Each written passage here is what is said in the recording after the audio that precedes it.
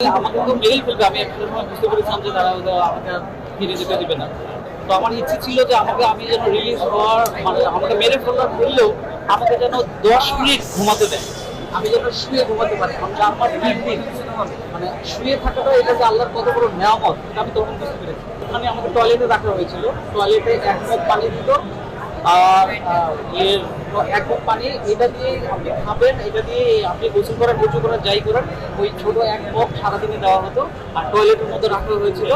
আমি চাই কোনো গভর্নমেন্টের সময় যেন কেউ কখনোই ঘুমের শিকার না হয়। শুধু আমাকে যারা ঘুম করেছে আমি চাই যেন তারাও যেন কোনো সরকার তাদেরকেও যেন ঘুম না করে। এটা এত ভয়ঙ্কর, এত নির্মম। আমি বেঁচে ফিরেছি। হয়েছিলাম আমি 2015 সালের ফেব্রুয়ারি 10 তারিখে। এখানে রেপ ওয়ানে আমি ছিলাম 4 মাস 3 দিন। আর 2 মাস আমাকে রাখা হয়েছিল রাজশাহীতে মেরে ফেলার জন্য হয়েছিল। ওখানেও রেপ হেডকোয়ার্টারে ছিলাম। আর 4 মাস 3 দিন রেপ ওয়ানে ছিলাম। আমি যতটুকু ওখানে 2-1জনের সঙ্গে কথা বলতে পারি মাঝে মধ্যে, তো জানতে পারি সেটা রেপ ওয়ানে ছিলাম। ওখানে আমাকে নির্মম নির্যাতন করা হয় যে আপনার সারাদিন টয়লেট আমাকে শুধু না সবাইকে একবারই করতে দেওয়া হতো। এবং আমি 4 মাস 3 দিন আমার ইচ্ছে ছিল যে আমাকে তো মেরেই ফেলবে। আমি একটা সময় বুঝতে পেরেছিলাম যে তারা আমাকে ফিরে যেতে দিবে না। তো আমার ইচ্ছে ছিল যে আমি যেন রিলিজ হওয়ার আমাকে মেরে ফেললেও আমাকে যেন 10 মিনিট ঘুমাতে দেয়। আমি যেন শুয়ে ঘুমাতে পারি। কারণ আমার 3 দিন শুয়ে থাকাটা এটা যে আল্লাহর কত বড় নেয়ামত এটা আমি তখন বুঝতে পেরেছি। 4 মাস 3 দিনই আমাকে হাত পিছনে বাঁধা, চোখ বাঁধা এবং বসা অবস্থায় এবং হাত বাঁধা। শুধুমাত্র একবার যখন টয়লেটে যেতে দিত তাও আবার সময় বাঁধা ছিল 2 মিনিট। এর মধ্যে হয় আমাকে উজু করতে হবে, নায় প্রসাব বা পায়খানা যে কোনো একটা করতে হবে। 2 মিনিট 3 মিনিট সময় দেওয়া হতো, কিন্তু 1 মিনিট পরেই তারা ধরে নিয়ে চলে আসতো, এরকম ছিল। তো আপনার নন স্টপ ওখানে বসে কেউ শুতে পারে না, হাত বাঁধা পেছনে বসেছিলাম। আর 6 জুন আমাকে ওখান থেকে নিয়ে যাওয়া হয়, কারণ আমি প্রতিটা দিন ঘুরতাম, একটা দিন ঘুরতাম। 6 জুন আমাকে নিয়ে যাওয়া হয়। 7-8 ঘন্টা জার্নি ছিল। পরে ওখানে যেয়ে আমি জানতে পারি যে এটা রাজশাহী রেপ হেডকোয়ার্টার। তো ওখানে আমাকে টয়লেটে রাখা হয়েছিল। টয়লেটে 1 মগ পানি দিত আর এর 1 মগ পানি, এটা দিয়ে আপনি খাবেন, এটা দিয়ে আপনি গোসল করার উঁচু করার যাই করার ওই ছোট 1 মগ সারাদিনে দেওয়া হতো।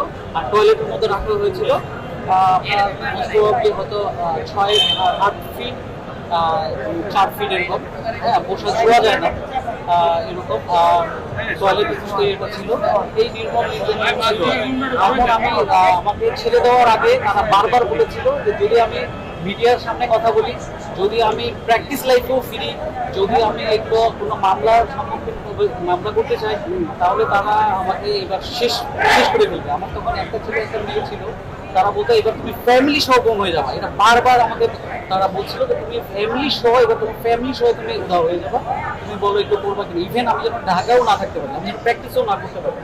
তো যাই হোক, তখন আইনের শাসন তখন এস্টাবলিশ ছিল না। এখন আমার বিচার বিভাগের প্রতি পূর্ণ আস্থা আছে, বিধায় আমি আজকে এখানে এসেছি। আমি এটা মামলা করতে চাই এবং আমি এর সর্বাত্মক শাস্তি চাই। এবং আমি এটা আগামীকালকে আমি হাইকোর্টে রিট করবো ইনশাল্লাহ। আমি চাই কোনো গভর্নমেন্টের সময় যেন কেউ কখনোই ঘুমের শিকার না হয়। শুধু আমাকে যারা ঘুম করেছে আমি চাই যেন তারাও যেন কোনো সরকার তাদেরকেও যেন ঘুম না করে। এটা এত ভয়ঙ্কর, এত নির্মম। আসামি হিসাবে অবশ্যই প্রাইম মিনিস্টার এটাতে অবশ্যই ওনার নির্দেশনা ছিল। কারণ ওখানে যাকে বুক রাখা হতো, বলা হতো যে শেখ হাসিনা জন্যই আমরা করতেছি এবং আমাকে দেখো যে আমি সমর্থক, বলা হতো যে তার মতো এরকম নেত্রী কেন সাপোর্ট করতে দেওয়া হবে না শেখ হাসিনা। এবং শেখ হাসিনার নির্দেশে তারাই যখন আপনি টর্চার করতেন তার নাম নিয়েও বলতেন। হ্যাঁ, এবং তারা সব শেখ হাসিনার একদম ঘনিষ্ঠ লোকজন, এটা বোঝা যায়। কারণ তাদের এত রাত কিসের, এমন রাত, আমি তাদের ব্যক্তিগতভাবে কোনো আক্রোশ।